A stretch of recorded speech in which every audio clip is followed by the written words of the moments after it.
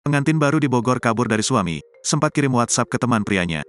Anggi pengantin baru hilang di Bogor diduga sengaja blokir nomor WhatsApp sang suami Fahmi.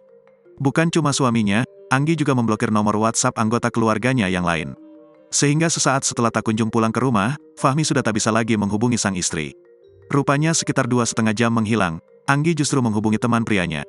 Anggi hilang pada pukul 16.30 waktu Indonesia Barat pada Senin, tanggal 26 Juni tahun 2023, setelah pamitan kepada suaminya untuk mengambil cot ayam geprek. Namun sekitar pukul 17 waktu Indonesia Barat suaminya mulai menyadari kalau ponsel Anggi tak bisa lagi dihubungi.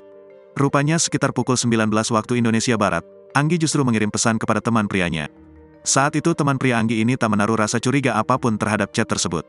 Pada pesannya itu, Anggi meminta untuk diantar ke stasiun. Ada temannya bilang katanya dapat wa dari Anggi minta diantar ke stasiun Bojonggede, kata ayah Anggi Anggraeni, Yudi Suhendar, Selasa, tanggal 4 Juli tahun 2023. Teman pria Anggi itu tidak menanggapi pesan wa dari pengantin baru tersebut.